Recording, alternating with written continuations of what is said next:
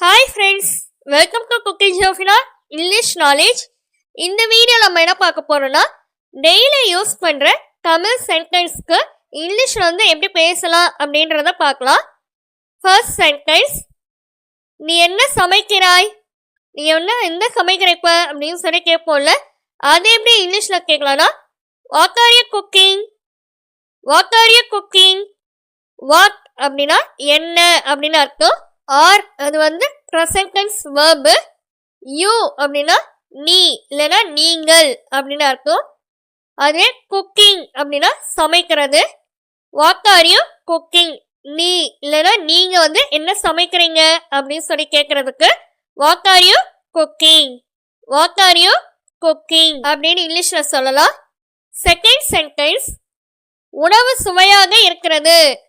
இப்போ யாராவது வந்து சமையல் பண்ணி கொடுக்க நம்ம சொல்லுவோம்ல, இன்னைக்கு வந்து சாப்பாடு வந்து சூப்பராக இருக்குது அப்படின்னு, நம்ம வந்து டேஸ்டாக இருக்குது அப்படின்னு சொல்கிறோம்ல, அது எப்படி இங்கிலீஷில் சொல்லலாம்னா தி food is delicious. The food is delicious. Food இது வந்து சாப்பாடு உணவு அப்படின்றதுக்கு ஃபுட் அப்படின்னு சொல்கிறோம். அடுத்தது சுவையாக இருக்கிறது அப்படின்றதுக்கு டெலிஷியஸ், டேஸ்டி அப்படின்னு, ரொம்ப வந்து டேஸ்டா இருக்குது சுவையா இருக்குது அப்படின்றதுக்கு டெலிஷியஸ். டெலிஷியஸ் அப்படின்னு சொல்லலாம். The food is delicious. Next sentence, நான் தூங்க போகிறேன். இப்போ வந்து நம்ம ஜென்ரலாக வந்து வீட்டிலலாம் சொல்லுவோம்ல, நான் வந்து தூங்க போகிறேன், இப்போ யாரும் என்னை டிஸ்டர்ப் பண்ணாதீங்க அப்படின்லாம் சொல்லுவோம்ல, அது எப்படி இங்கிலீஷில் சொல்லலாம்னா I am going to sleep. I am going to sleep. I am அப்படின்னா நான், ஆம்ன்றது ப்ரெசன்ட் டென்ஸ் வெர்ப். கோயிங் அப்படின்னா போகிறேன் அப்படின்னு அர்த்தம். டு ஸ்லீப் தூங்குறதுக்கு போறேன் அப்படின்னு அர்த்தம். இதுதான் இங்கிலீஷ்ல வந்து I am going to sleep. I am going to sleep.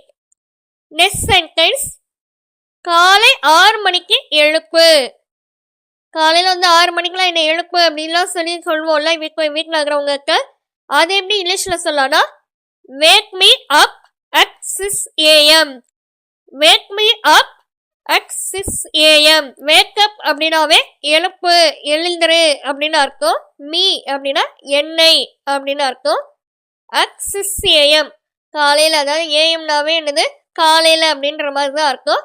So காலையில் 6 மணிக்கு எழுப்பு அப்படின்றதுக்கு wake me up at 6 AM அப்படின்னு இங்கிலீஷில் வந்து சொல்லணும்.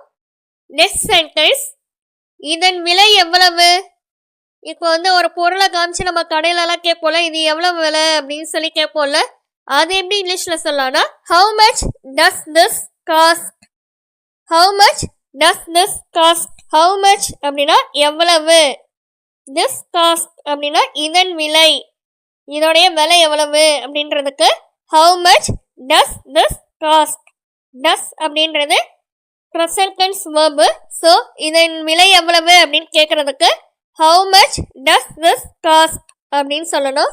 ஓகே ஃப்ரெண்ட்ஸ், இன்னும் இது போல வந்து டெய்லியும் வந்து யூஸ்ஃபுல்லான சென்டென்ஸ் வந்து பார்க்கறதுக்கு இந்த சேனல் வந்து சப்ஸ்கிரைப் பண்ணிக்கோங்க. கூட இருக்கிற ஆல் நோட்டிஃபிகேஷனும் வந்து கிளிக் பண்ணிக்கோங்க. இந்த வீடியோ பிடிச்சிருந்துச்சுன்னா லைக் பண்ணிக்கோங்க.